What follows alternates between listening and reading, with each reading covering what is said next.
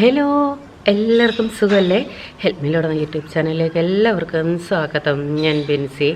അപ്പോൾ ഇന്നത്തെ ദിവസം എന്ന് പറയുന്നത് ബോംബെയിലെ ചേച്ചിയും മക്കളും ഇവിടെ വരുന്ന ദിവസമാണ്. പലർക്കും അറിയായിരിക്കും. അവളുടെ വ്ളോഗിൽ ഓൾറെഡി അവൾ നാട്ടിൽ പോകുന്നതിൻ്റെ തയ്യാറെടുപ്പെന്നൊക്കെ പറഞ്ഞ് വീഡിയോ ഇട്ടിട്ടുണ്ട്. കുറേ പേര് എൻ്റെ അടുത്ത് ചോദിക്കുന്നുമുണ്ട്. അപ്പോൾ ഇന്നാണ് വരുന്നത്. ഇപ്പോൾ രാവിലെ എനിക്കൊന്ന് ഹോസ്പിറ്റലിൽ പോകണം. കാരണം ആദ്യം ആയുർവേദമൊക്കെ കാണിച്ചായിരുന്നു. പക്ഷെ അത് കഴിഞ്ഞിട്ട് കുറച്ച് ബ്ലഡ് ടെസ്റ്റൊക്കെ ചെയ്തപ്പോൾ അലർജി ടെസ്റ്റ്, വൈറ്റമിൻ ഡി ഇങ്ങനെയൊക്കെയുള്ള കാര്യങ്ങൾ ചെയ്തപ്പോൾ അത് നല്ല രീതിയിൽ കൂടുതലാണ് കേട്ടോ. വൈറ്റമിൻ ഡി ഒട്ടുമേ ഇല്ല, വൈറ്റമിൻ ഡി കുറവാണ്, അലർജി കൂടുതലാണ്. അപ്പോൾ ഇതൊക്കെ കണ്ടപ്പോൾ ആയുർവേദ ഡോക്ടർ തന്നെ പറഞ്ഞു, പറ്റുമെന്നുണ്ടല്ലോ ഒരു ഫിസിഷ്യനെ ഒന്ന് കാണിക്കുന്നത് ഏറ്റവും നല്ലതായിരിക്കും എന്ന് പറഞ്ഞപ്പോൾ ഞങ്ങൾക്കാണ് ഇവിടെ കൊട്ടാരക്കര നല്ല ഹോസ്പിറ്റലുകൾ ഏതുണ്ട് അങ്ങനെ ഒരു ഐഡിയ ഇല്ല. പലരുമായിട്ടൊക്കെ ചോദിച്ചു. അവസാനമാണ് ചെങ്ങമനാട് ആരോമ ഹോസ്പിറ്റൽ, ഞാൻ നേരത്തെ ഒരു വീഡിയോയിൽ കാണിച്ചില്ലേ, അതിനെപ്പറ്റി നല്ല അഭിപ്രായമാണ്. അവിടുത്തെ ഫിസിഷ്യൻ മാത്യു ജേക്കബ് നല്ലൊരു അഭിപ്രായമാണ് എല്ലാവരും പറയുന്നത്. അങ്ങനെ അവിടുത്തെ ട്രീറ്റ്മെൻറ്റാണ് എനിക്കിപ്പോൾ നടന്നുകൊണ്ടിരിക്കുന്നത്. മാത്യു ജേക്കബ് ഡോക്ടറെ കാണിച്ചു. അത് കഴിഞ്ഞിട്ട് ആ ഡോക്ടറാണ് അവിടുത്തെ തന്നെ ഓർത്തോയെ സജസ്റ്റ് ചെയ്തതും. ആദ്യം ഈ റിസൾട്ടൊക്കെ കാണിക്കാൻ വേണ്ടിയാണ് ഫിസിഷ്യനെ കണ്ടത്. അത് കഴിഞ്ഞിട്ട് അവിടുത്തെ ഒരു ഓർത്തോ ഡോക്ടറെ കാണിച്ചു. അപ്പോൾ അലർജിക്ക് വേണ്ടി പൾമോ ഡോക്ടറെ കാണിച്ചു.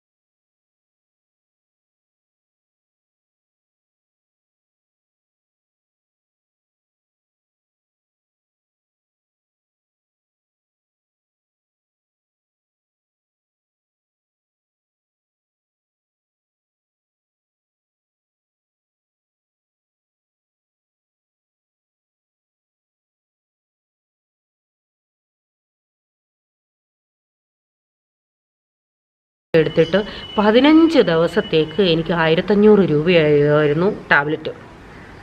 ആ ടാബ്ലറ്റുകൾ വെറും 5-6 ദിവസമേ ഞാൻ കഴിച്ചിട്ടുള്ളൂ. കാരണം അത് കഴിച്ച് തുടങ്ങിയപ്പോൾ തന്നെ എൻ്റെ ശരീരം ഭയങ്കരമായിട്ടങ്ങ് ഓൾറെഡി വണ്ണമുണ്ട്, ഭൂഷണിക്കാൻ തുടങ്ങി, മുഖമൊക്കെ നീര് വന്നതുപോലായി.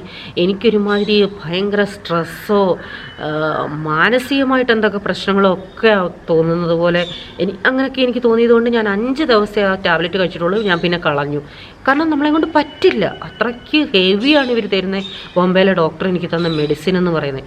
പക്ഷേ ഇവിടെ നിന്ന് പറയുന്ന ആ ഓർത്തോ ഡോക്ടർ എനിക്ക് ഒരാഴ്ചത്തേക്ക് തന്ന വെറും 100-200 രൂപയ്ക്കകത്ത് നിൽക്കുന്ന അത്രയും പോലും എഫക്റ്റീവ് അല്ലാത്ത ചെറിയ ടാബ്ലറ്റുകൾ അവർ ടാബ്ലറ്റ് തരത്തില്ല.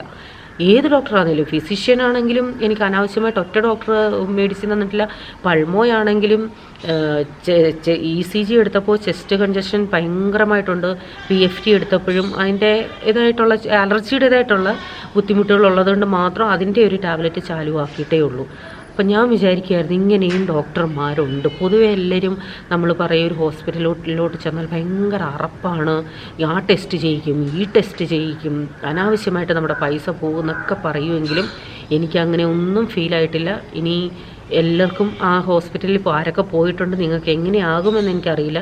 പക്ഷേ നല്ല ഒരു ഹോസ്പിറ്റലാണ് കേട്ടോ. നിങ്ങൾക്ക് ധൈര്യമായിട്ട് ആ ഹോസ്പിറ്റലിൽ പോയി എന്ത് പ്രശ്നമെങ്കിലും ഡോക്ടർ അത് അവർ നമ്മളോട് ഇടപെടുന്നതോ ഒരു ഫ്രണ്ടിനെ പോലെ സംസാരിക്കുന്നത്. നന്നായിട്ട് ടൈം എടുത്ത് നല്ല രീതിയിലാണ് സംസാരിക്കുന്നത്. അപ്പോൾ പറഞ്ഞു വന്നത് വേറെ, ഇപ്പോൾ പറഞ്ഞു പോയത് വേറെ. അപ്പോൾ ഇന്നും എനിക്ക് ഹോസ്പിറ്റലിൽ പോകണം. എന്നെ ഫോളോ അപ്പിന് വിളിച്ചിട്ടുണ്ട്. രാവിലെ 11:30-ക്കാണ് ഓർത്തോ ഡോക്ടർ വരുന്നത്. അത് കണ്ടിട്ട് വന്നിട്ട് വേണം. എനിക്ക് നല്ല വേദനയുണ്ട് കേട്ടോ. വേദന ഇല്ലെന്ന് പറയുന്നില്ല, നല്ല വേദനയുണ്ട്. അത് മാറാൻ ടൈം എടുക്കും. അത് കഴിഞ്ഞിട്ട് വീട്ടിൽ വന്നിട്ട് ഉച്ചയ്ക്കത്തെ എല്ലാ കാര്യങ്ങളും തയ്യാറാക്കണം. അവർ വരുന്നതിനനുബന്ധിച്ച് അവൾക്ക് ഭയങ്കര ഇഷ്ടമാണ് കപ്പ വേണമെന്ന്. പക്ഷേ കപ്പ മേടിച്ച് വെച്ചിട്ടുണ്ട് എനിക്ക്. പക്ഷേ കപ്പ വെക്കാൻ ഇന്ന് ടൈം കിട്ടുമോ അറിയത്തില്ല. ഞാൻ വന്നിട്ട് വേണം എല്ലാം തുടങ്ങാനായിട്ട്. അതുകൊണ്ട് ഞാൻ എന്തൊക്കെ ചെയ്യുന്നോ അതൊക്കെ വീഡിയോയിൽ കാണിക്കാം കേട്ടോ. അപ്പോൾ ആദ്യം ഹോസ്പിറ്റലിൽ പോയിട്ട് വരട്ടെ. 11:30-ക്കാണ് ഡോക്ടർ. ഞങ്ങൾ 11:30-ക്ക് ഇവിടെ നിന്ന് ഇറങ്ങിയാലും മിക്കവാറും ഒരു 2 മണി 3 മണിയൊക്കെ ആവും ഇനി എത്താൻ, പേഷ്യൻ്റ് ഉണ്ടെങ്കിൽ. ഇല്ലെന്നുണ്ടെങ്കിൽ പെട്ടെന്ന് വരാൻ പറ്റും. അപ്പോൾ ആദ്യം ഹോസ്പിറ്റലിൽ പോയിട്ട് വരാം. അപ്പോൾ എന്താ അത്യാവശ്യം വേണ്ട സാധനങ്ങളൊക്കെ മേടിച്ച് വെച്ചിട്ടുണ്ട്. അപ്പോൾ അതിൽ കിട്ടാത്ത സാധനമാണ് ചേമ്പ്, ഏത്തയ്ക്ക. ഇതൊന്നും കിട്ടിയിരുന്നില്ല, കടകളിൽ നിന്ന് കിട്ടിയില്ല. പക്ഷെ സൂക്ഷം പോലെ ഇന്ന് ഉച്ചയ്ക്ക് ഞങ്ങൾ ഹോസ്പിറ്റലിൽ നിന്ന് വന്നു കഴിഞ്ഞ് ഉച്ചയായപ്പോൾ വീടിൻ്റെ വാതിൽക്കൽ കൂടി മിക്കവാറും വണ്ടികൾ ഇങ്ങനെ പോവാറുണ്ട്. ആ വണ്ടിക്കകത്തുനിന്ന് മേടിച്ച സാധനങ്ങളാണ് ഇതെല്ലാം. കിഴങ്ങ്, കൊച്ചുങ്ങൾക്ക് കിഴങ്ങ് മെഴുക്കുവരട്ടിയൊക്കെ ഒത്തിരി ഇഷ്ടമാണ്.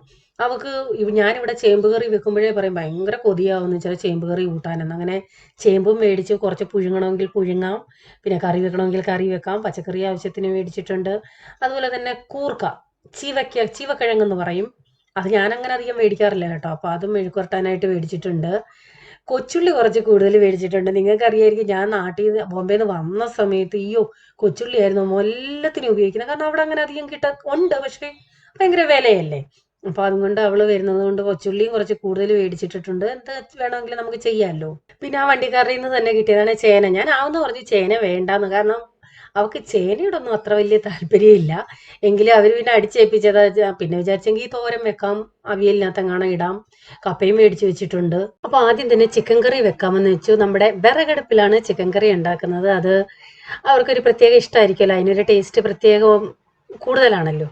അപ്പോൾ ആദ്യം തന്നെ അടുപ്പ് കത്തിച്ച് ചോറ് ഒന്ന് നന്നായിട്ട് തിളച്ചു അതിനെ അപ്പുറത്തെ അടുപ്പിലേക്ക് മാറ്റിയ ശേഷമാണ് ചിക്കൻ ഈ അടുപ്പിലോട്ട് വെക്കുന്നത്. അപ്പോൾ ആ ചൂടത്തിരുന്ന് ചോറും റെഡി ആയിക്കോളും, ചോറ് പൗരുവത്തിന് വേവുമാവും, ചിക്കനും കറിയാവും.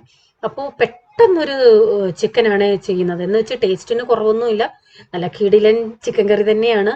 എണ്ണ ഒഴിച്ചിട്ട് കൊച്ചുള്ളിയാണ് ഞാൻ കൂടുതൽ എടുത്തിരിക്കുന്നത്. കൊച്ചുള്ളി, സവാളയുള്ളി, ഇഞ്ചി ചതച്ചത്, വെളുത്തുള്ളി ചതച്ചത്, കറിവേപ്പില, ഇതെല്ലാം കൂടി ഒരുമിച്ചിട്ട് നന്നായിട്ടൊന്ന് വഴറ്റിയെടുക്കുകയാണേ.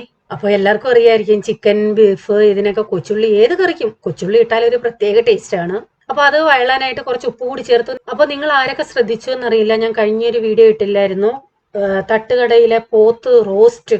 അതിനകത്ത് ആ കുമാർ പറഞ്ഞൊരു സംഭവം എനിക്ക് വളരെ ശരിയായിട്ട് തോന്നി കേട്ടോ. നിങ്ങൾ കേട്ടിട്ടില്ല എങ്കിൽ ഞാൻ ഒന്നുകൂടി പറയാം.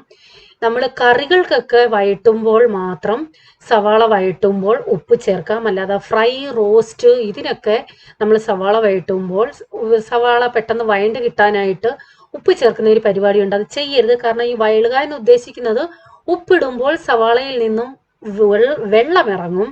അന്നേരമാണ് ഈ സവാള പെട്ടെന്ന് വാടി കിട്ടുന്നത്. അതിനുവേണ്ടിയാണ് നമ്മൾ ഉപ്പ് ചേർക്കുന്നത്. സത്യം പറഞ്ഞാൽ ഇത്ര അറിവ് എനിക്കും ഇല്ലായിരുന്നു, അന്ന് കേട്ടപ്പോഴാണ് മനസ്സിലായേ. അപ്പോൾ ഇതിപ്പോൾ ചിക്കൻ കറിയാണല്ലോ, അതുകൊണ്ട് ഉപ്പ് ചേർത്തു. അല്ലാതെ നമ്മൾ ഫ്രൈയോ റോസ്റ്റോ ഒക്കെ ചെയ്യുമ്പോൾ ആദ്യം ഉപ്പിടാതെ തന്നെ സവാള ഫ്രൈ ചെയ്തെടുക്കണം, അതാണ് ടേസ്റ്റ്. അപ്പോൾ ഇത് നന്നായിട്ടൊന്ന് വാടി കിട്ടട്ടെ.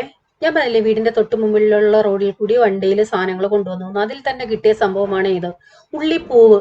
ഇത് ഞാൻ ഇതുവരെ ബോംബെയിൽ കണ്ടിട്ടില്ല. ഞങ്ങൾക്ക് ഉള്ളിത്തണ്ട്, ഞാൻ ഉള്ളി ഇല തോരൻ വെക്കുന്ന വീഡിയോ ഒക്കെ ഇട്ടിട്ടുണ്ട്, ഞാൻ നിങ്ങളെ കാണിച്ചിട്ടുമുണ്ട്. അത് ഉള്ളി കിളിർത്ത് വരുമ്പോൾ പിഴുതെടുത്ത് കൊണ്ടുവരുന്ന ഉള്ളി ഇലയും ഉള്ളിയുമായിട്ടാണ് ഞാൻ ഇതുവരെ വെച്ചിട്ടുള്ളത്. പക്ഷെ ഇത് ഉള്ളിയുടെ പൂവ്. അപ്പൊ ഈ പൂവ് നമുക്ക് വേണ്ട, അതിനെ നുള്ളിക്കളയുക. അതല്ല, നിങ്ങൾ ആരെങ്കിലും നാട്ടിലുള്ളവർ ഇതിന്റെ പൂവ് തോരൻ വെക്കുന്നതിന് ഇടുന്നുണ്ടെങ്കിൽ ഒന്ന് പറയണേ, എനിക്കറിയില്ല. അതുകൊണ്ടാണ് ഞാനിത് കളഞ്ഞത് കേട്ടോ. ഞാൻ ആദ്യമായിട്ടാണ് ഇത് തോരൻ വെക്കാൻ പോകുന്നത്. അപ്പൊ ആദ്യം ഈ പൂവെല്ലാം നുള്ളിക്കളഞ്ഞ ശേഷം ഇതൊന്ന് ക്ലീൻ ചെയ്തെടുത്തിട്ട് ഇതിനെ ഒന്ന് അരിഞ്ഞെടുക്കണം. അപ്പോൾ ഉള്ളിത്തണ്ട് അരിഞ്ഞു കഴിഞ്ഞു. ഇനി അപ്പോൾ ആ സമയം കൊണ്ട് സവാള നന്നായിട്ട് വഴണ്ടിട്ടുണ്ട്. ഇനി ഇതിലേക്ക് മസാല ചേർത്ത് കൊടുക്കാം. മുളക് പൊടി, മല്ലിപ്പൊടി, ഗരം മസാല, മഞ്ഞൾപ്പൊടി, ഇത്രയും ചേർത്ത് നന്നായിട്ടൊന്ന് ഇളക്കി അതിന്റെ പച്ചമണം മാറുന്നത് വരെ ഒന്ന് ഇളക്കി യോജിപ്പിക്കുക. നല്ല ഫ്രഷ് ചിക്കനാണ്. ഈ ചിക്കൻ എന്ന് പറയുന്നത് നാടൻ ചിക്കൻ എന്ന് തന്നെ പറയാം. നമ്മൾ കടയിൽ പോയി മേടിച്ച് അതല്ല. എൻ്റെ ചേച്ചിയുടെ വീട്ടിൽ കോഴികളുണ്ട്. അതായത് കുഞ്ഞുങ്ങളെ മേടിച്ച് വീട്ടിൽ തന്നെ വളർത്തിയെടുക്കുന്നത്. അതിൽ നിന്നും പൂവൻ കോഴിയെ കട്ട് ചെയ്തുകൊണ്ട് കൊണ്ടു തന്നതാണേ. അപ്പൊ കട്ട് ചെയ്തതാണ് അതിലും രസം. വീട്ടിലാരും കട്ട് ചെയ്യത്തില്ല. അതുകൊണ്ട് ഈ ചിക്കൻ കടയുണ്ടല്ലോ, അവിടെ പോയി കോഴിയെ കൊണ്ടു കൊടുത്ത് അവർക്ക് അങ്ങോട്ട് പൈസ കൊടുത്ത് കട്ട് ചെയ്യിപ്പിച്ചോണ്ട് വന്നെയാ. അപ്പൊ നാടൻ കോഴി എന്ന് തന്നെ പറയാം. അതിൻ്റെതായിട്ടുള്ള വേവും ഉണ്ട്. അപ്പൊ ഇതിന്റെ പച്ചമണം നന്നായിട്ട് പോയ ശേഷം നമുക്ക് അതിനകത്തേക്ക് ചിക്കൻ ഇട്ടൊന്ന് വഴറ്റി കൊടുക്കണം. അതിനുശേഷം നമുക്ക് ആവശ്യത്തിനുള്ള വെള്ളം ഒഴിച്ചു ഉപ്പൊക്കെ പരുവമാണോ എന്ന് നോക്കണം. ഞാനിതിന് ലേശം വെള്ളം കൂടുതൽ ഒഴിക്കുന്നുണ്ട്. ഞാൻ പറഞ്ഞില്ലേ, നാടൻ ചിക്കൻ തുല്യമാണ്. അതിൻ്റെ എല്ലിനൊക്കെ നല്ല കട്ടിയാണ്. അപ്പോൾ വേവാൻ അല്പസമയം എടുക്കും. അതുകൊണ്ട് കുറച്ച് വെള്ളം കൂടുതൽ ഒഴിച്ചിട്ടുണ്ട്. നന്നായിട്ട് ഇളക്കി യോജിപ്പിച്ചിട്ട് നമുക്ക് അടച്ചു വെച്ച് വേവിക്കാം. അത് തിളയ്ക്കുന്ന സമയം കൊണ്ട് നമുക്ക് തോരൻ റെഡിയാക്കാം. ഒരു കടായി വെച്ച ശേഷം, ഇത് നോൺ സ്റ്റിക്ക് അല്ലേ ഈ പാത്രം, കടായി വെച്ച ശേഷം അതിലേക്ക് ഞാൻ വെളിച്ചെണ്ണയാണ് ഒഴിച്ചിരിക്കുന്നത്. വെളിച്ചെണ്ണയിൽ നമ്മൾ തോരൻ വെക്കുമ്പോൾ എന്തായാലും ഒരു പ്രത്യേക ടേസ്റ്റ് ആയിരിക്കുമല്ലോ. തോരൻ എന്ന് പറയുന്നത് സാധാ തോരൻ വെക്കുന്ന രീതിയിൽ തന്നെയാണ് ഞാൻ വെക്കുന്നത് കേട്ടോ. വേറെ എന്തെങ്കിലും പ്രത്യേകമായിട്ട് എന്തെങ്കിലും ഉണ്ടോന്നറിയില്ല. സാധാ നമ്മൾ ഈ പയറ് തോരനൊക്കെ എങ്ങനെയാ വെക്കുന്നത് അതേപോലെ തന്നെയാണ് വെക്കുന്നത്. കുറച്ച് പച്ചമുളകും അരിഞ്ഞിട്ടിട്ടുണ്ട് ഇതിനകത്ത്. ആ എണ്ണയ്ക്കകത്ത് ഇതൊന്ന് വഴട്ടാം. കടുക് താളിച്ച് വേണമെങ്കിലും ചെയ്യാമേ, ഞാൻ അങ്ങനെ ചെയ്തില്ല എന്നേ ഉള്ളൂ. അപ്പൊ ചെറുതായിട്ടൊന്ന് ആവി വന്നപ്പോൾ തന്നെ അതിലേക്ക് ഒരു സവാള അരിഞ്ഞത് ചേർത്ത് നന്നായിട്ടൊന്ന് ഇളക്കി യോജിപ്പിക്കണം.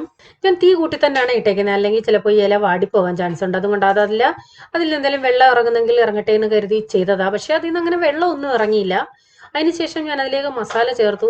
വേറെ ഒന്നും ചേർത്തിട്ടില്ല. തേങ്ങയും മഞ്ഞളും ഉപ്പും കൂടി ഇട്ടിളക്കിയതാണിത്. അതിനകത്ത് ജീരകമോ വെളുത്തുള്ളിയോ ഒന്നും ഞാൻ യൂസ് ചെയ്തിട്ടില്ല. നന്നായിട്ട് ഇളക്കി യോജിപ്പിച്ച് പൊത്തി അടച്ചു വെച്ചു. നമ്മുടെ ചിക്കൻ കറി നന്നായിട്ട് തിളച്ച് കുറുകിയിട്ടുണ്ട്.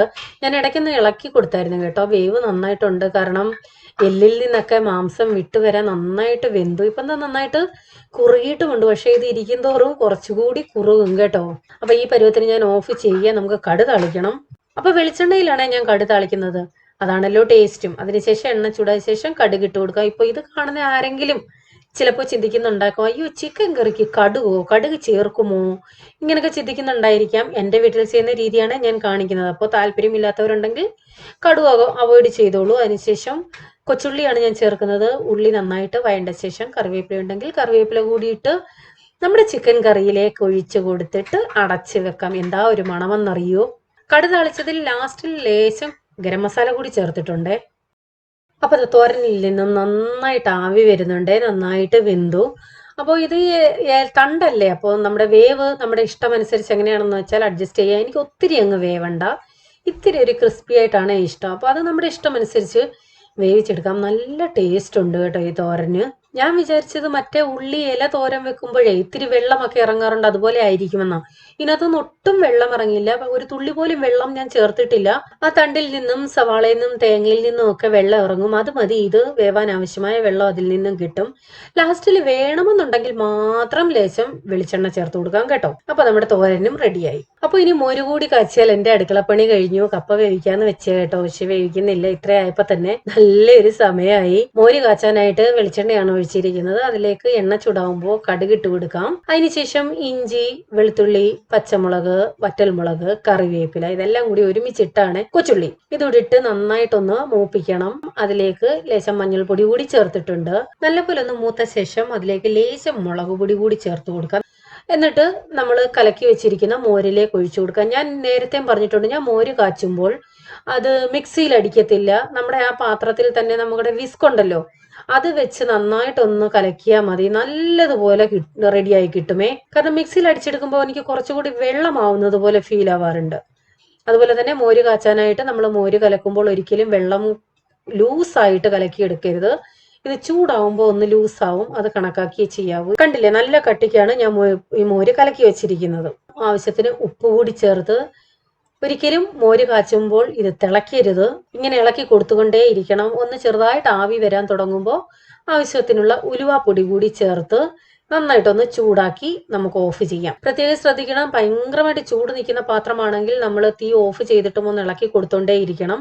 അതല്ല എന്നുണ്ടെങ്കിൽ വേറെ ഒരു പാത്രത്തിലോട്ട് മാറ്റി ഒഴിച്ചാലും കുഴപ്പമില്ല. കാരണം പാത്രത്തിലിരുന്ന് അത് തിളക്കരുത്, അതാണ് ഉദ്ദേശിക്കുന്നത്. അതുപോലെ തന്നെ എനിക്ക് ഈ മോര് കാച്ചുന്നതിന് പലരും തേങ്ങ അരയ്ക്കാറുണ്ട്. എനിക്ക് അതിനോട് അത്ര ഇഷ്ടമില്ല. അപ്പൊ പലരും പല ഇഷ്ടങ്ങളാണല്ലോ. അപ്പൊ ഇതിന് കാച്ചിയ മോരെന്ന് പറയാം, മോര് കറി എന്ന് പറയാം, പുളിശ്ശേരി എന്ന് പറയാം. പല നാട്ടിലും പല പേരിൽ അറിയപ്പെടുന്ന ഒരു കറിയാണിത്. അപ്പൊ ഫുഡെല്ലാം റെഡിയായി. ഇനി എനിക്ക് അടുക്കള മൊത്തം ക്ലീൻ ചെയ്യാനുണ്ട്. ബെഡ്റൂമൊക്കെ ക്ലീൻ ചെയ്യണം, കുളിക്കണം, അങ്ങനെ കുറേ പണികളുണ്ട്. അപ്പൊ സമയമില്ലാത്തത് കൊണ്ട് തന്നെ അതിന്റെ ഒന്നും ഞാൻ വീഡിയോ എടുക്കുന്നില്ല. കാരണം ക്ലീനിങ്ങിന്റെ വീഡിയോ എടുക്കാൻ നിന്നാൽ കുറച്ചുകൂടി എനിക്ക് ലേറ്റ് ആവും. അപ്പൊ എല്ലാരും വന്നു. രാത്രി ഒരു 10:30 എല്ലാരും എത്തി. എല്ലാരും കുളിയൊക്കെ കഴിഞ്ഞിട്ട് ആഹാരമൊക്കെ കഴിച്ചു കഴിഞ്ഞു. ഓൾമോന് രാവിലെ 7 മണിക്ക് ഓൺലൈൻ ക്ലാസ് തുടങ്ങുക. അതിനു മുമ്പ് എല്ലാം ഇരിക്കേണ്ട സ്ഥലവും എല്ലാം സെറ്റ് ചെയ്ത് വെക്കുക. അപ്പൊ ഇന്നത്തെ വ്ളോഗ് ഞാൻ ഇവിടെ അവസാനിപ്പിക്കുകയാണ്. ഈ വ്ളോഗ് ഇഷ്ടമായെങ്കിൽ ലൈക്ക് ചെയ്യാൻ മറക്കല്ലേ. എന്താ അഭിപ്രായം ഉണ്ടെങ്കിലും കമന്റ് ഇടാനും മറക്കരുത്. അപ്പോൾ വീണ്ടും പുതിയ വ്ളോഗുമായി വരാം. Till then bye. God bless you.